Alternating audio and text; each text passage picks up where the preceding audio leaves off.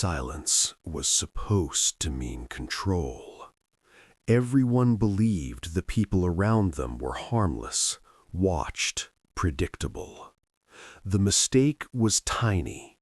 One casual word, one moment no one questioned. By the time the fear reached them, it wasn't outside their walls. It had been listening from inside the room all along. The air in the bottomlands of the Colorado River doesn't move. It sits heavy, thick with humidity and the smell of wet earth. In September 1856, that air held something else: silence. But it wasn't the silence of peace. It was the silence of a predator holding its breath. History tells us a very specific story about American slavery. It tells us about the victim and the villain. It tells us about the runaway running scared through the woods, chased by baying hounds and men on horseback. We are conditioned to see the enslaved as the prey, forever running, forever looking over their shoulder, desperate just to survive another hour. But in the autumn of 1856, in the heart of Texas, the geography of power shifted.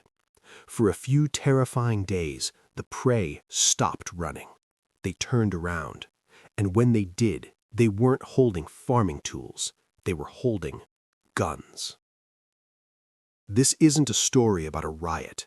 It isn't a story about a spontaneous burst of anger. This is the story of a military operation born in the dark, designed to turn the hunters into the hunted. It is a story that was buried because it terrified the white population so deeply that they didn't just want to punish the people involved. They wanted to erase the very idea that it had happened. Because in 1856, the script flipped. The slave hunters went into the woods, but they weren't the ones in control. Welcome to the untold reality of the Colorado County Insurrection. To understand why this specific event feels so different, so wrong compared to the standard textbook history, you have to understand the ground we are standing on. Texas, 1856. This wasn't the deep south of cotton plantations like Georgia or Alabama. This was the frontier. It was wild, violent, and chaotic. And there was one other major difference: Mexico. In the rest of the South, freedom was 1,000 miles away in Canada. It was a mythical place of snow and cold. But in Texas, freedom was just across the Rio Grande.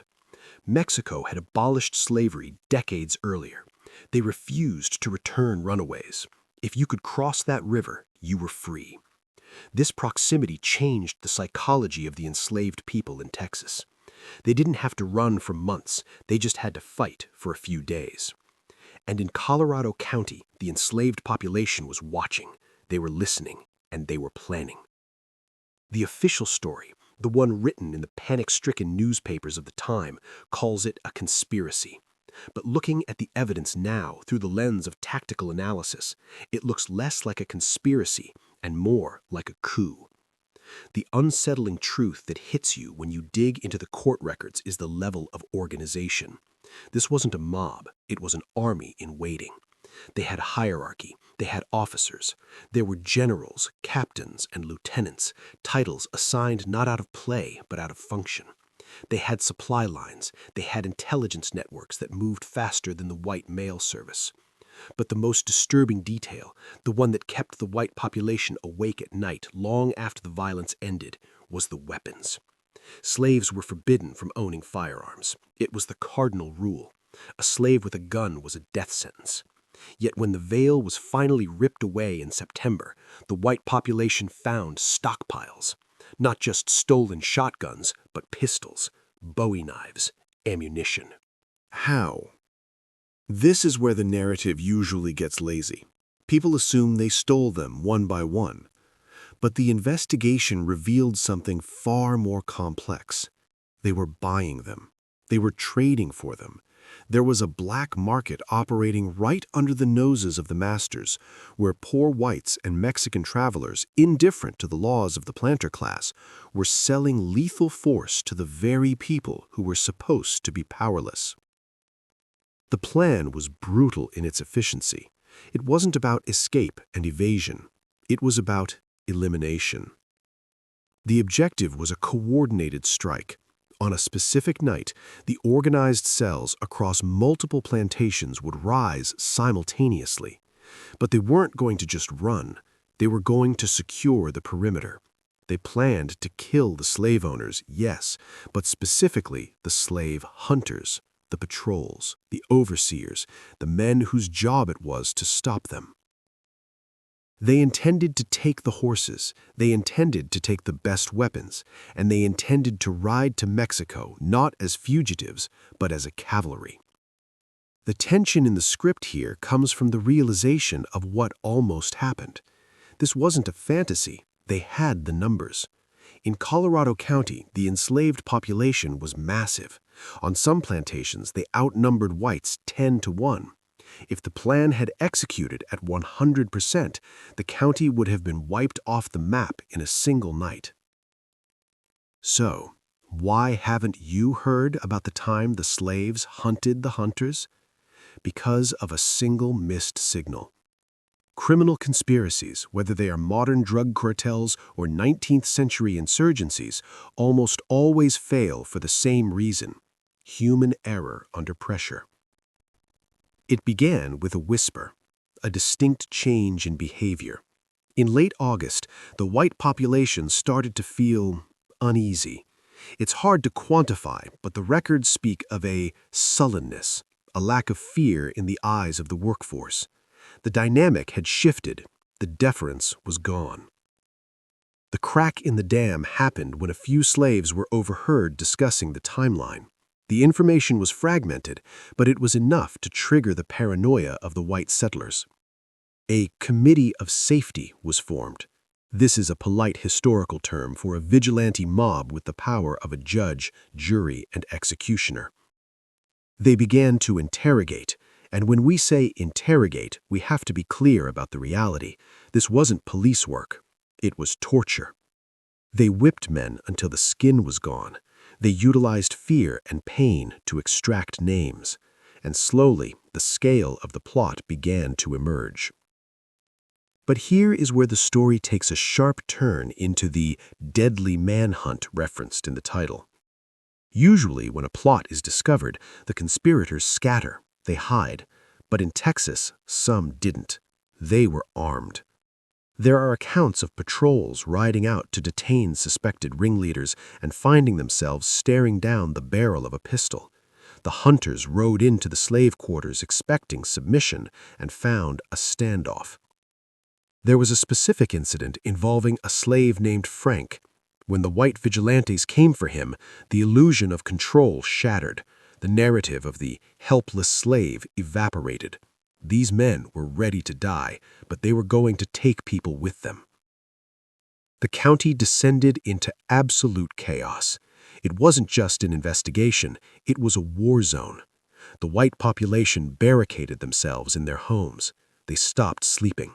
The realization that their own houses were stocked with enemies who had access to knives and guns created a psychological terror that is difficult to describe. Every shadow looked like an assassin. Every rustle in the grass sounded like the uprising. The response from the white community was hysterical and apocalyptic. They felt they were being hunted in their own beds, and in their panic, they unleashed a wave of violence that makes the stomach turn.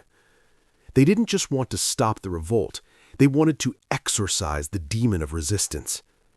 The Committee of Safety began a systematic purge. They created a list. They weren't looking for every participant, there were too many. They were hunting the leadership, the generals, the captains. This is where the tragedy becomes mechanical. The investigation revealed the sophisticated communication methods used by the slaves. They had used a diamond formation for moving information, passing messages from the center out to the periphery so that no single person knew the entire plot. It was a cell structure, similar to modern resistance movements. But under the lash, the cells broke down. The manhunt for the ringleaders lasted for weeks. It was a deadly game of cat and mouse in the swamps and scrubland of Texas. Slaves who had managed to slip away with their weapons were tracked by dogs and posses. But unlike other narratives where the capture is the end, here the capture was just the beginning of the message. The executions were public. They were designed to be theatrical. 3 leaders were hanged immediately, but hanging was too clean for the fear the white population felt. They needed something that would burn the image into the collective memory. One of the leaders was whipped to death. The process took hours. It was done in front of the other slaves. Another was burned. The violence was performative. It was the white population trying to regain the psychological dominance they had lost. They had to prove desperately that they were still the hunters. Because for a brief moment, looking at the stockpiles of pistols and the organized ranks of the insurrectionists, they knew they had almost been the prey. The aftermath of the Colorado County Insurrection reveals the systemic failure of the slaveholding logic. After the bodies were buried and the guns confiscated, the white landowners sat down to write their reports. They wrote to the newspapers, they wrote to the governor. And in these letters, you see a fascinating, disturbing cognitive dissonance.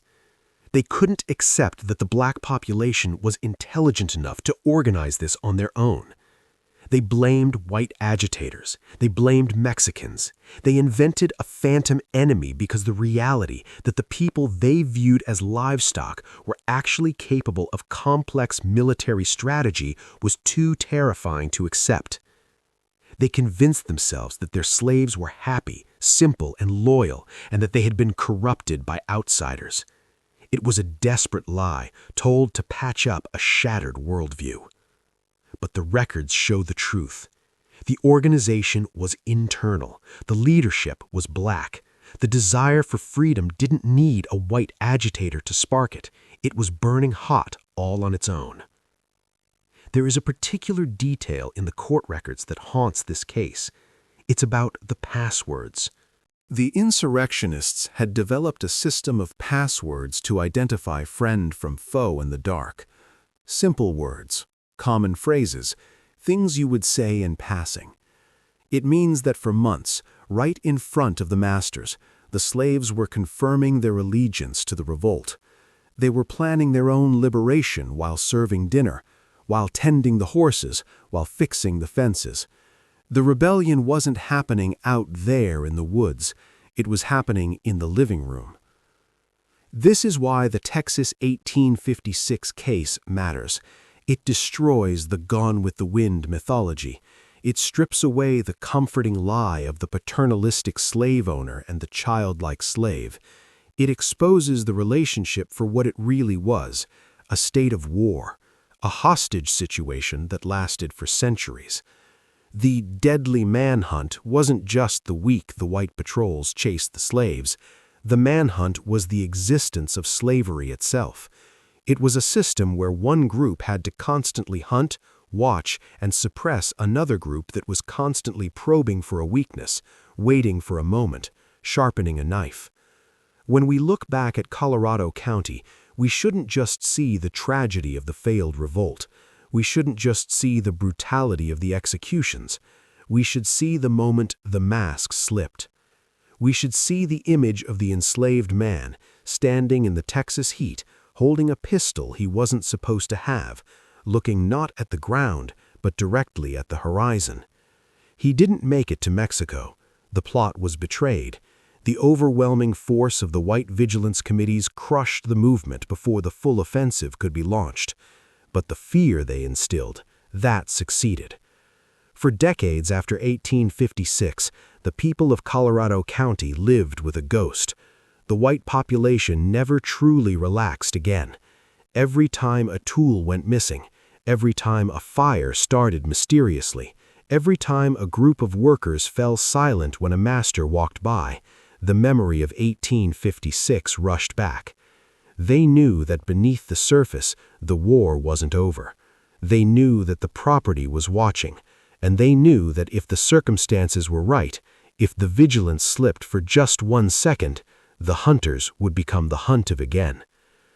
The unsettling realization is not that the revolt failed, it's that it was always there, waiting.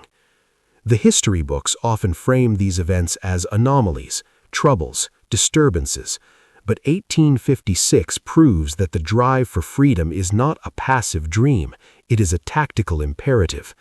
The men and women of Colorado County didn't just want to be free, they were willing to burn the world down to get it, and for a few days in September, they held the match. The silence returned to the Colorado River bottomlands eventually. The guns were taken away, the chains were tightened, the patrols were doubled. But the air felt different. It was no longer the silence of submission, it was the silence of a truce, a temporary pause in a long, deadly hunt that wouldn't truly end for another 9 years when the Civil War finally broke the chains for good. Until then, everyone in Texas slept with one eye open. Because they knew. They knew that the person standing in the corner of the room wasn't a shadow. He was a soldier waiting for his general to call his name.